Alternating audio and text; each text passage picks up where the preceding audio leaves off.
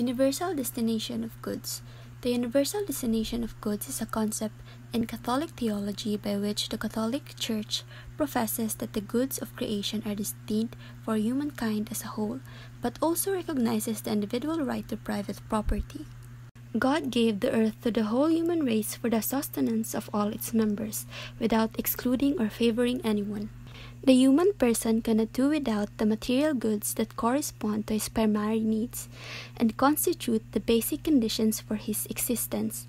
These goods are absolutely indispensable if he is to feed himself, grow, communicate, associate with others, and attain the highest purposes to which he is called. Christian tradition has insisted on the fact that we are not absolute and exclusive owners of the goods, but just administrators of the goods that God had placed in our hands. The Catholic Church says that it is a fundamental right for every person to have whatever he or she needs in order to live and develop in a human sense. That right, linked to the person's dignity, precedes every other form of social organization of property. Goods coming from nature and humans' work are for all. The universal destination of goods and private property. By means of the work and making use of the gift of intelligence, people are able to exercise dominion over the earth and make it a fitting home. In this way, he makes part of the earth his own, precisely the part which he has acquired through work. This is the origin of individual property.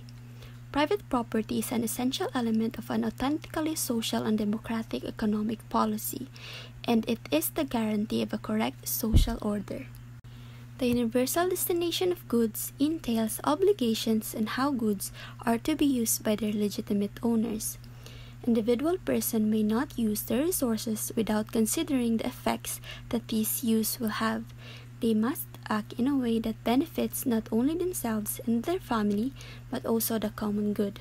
From this arises the duty on the part of owners not to let the goods in their possession go idle and to channel them to productive activity, even entrusting them to others who are desirous and capable of putting them to use in production. The universal destination of goods and the preferential option for the poor.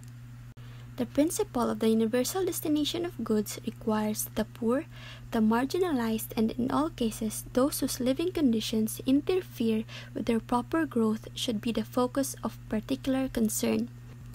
Today, given the worldwide dimension which the social question has assumed, this love of preference for the poor and the decisions which inspires us and embrace the immense multitudes of the hungry, the needy, the homeless, those without health care, and above all, those without hope of a better future. Among all these, giving alms to the poor is one of the chief witnesses to fraternal charity. It is also a work of justice pleasing to God. Even if the practice of charity is not limited to almsgiving, but implies addressing the social and political dimensions of the problem of poverty. In here, teaching the Church constantly returns to this relationship between charity and justice. And that would be all. Thank you.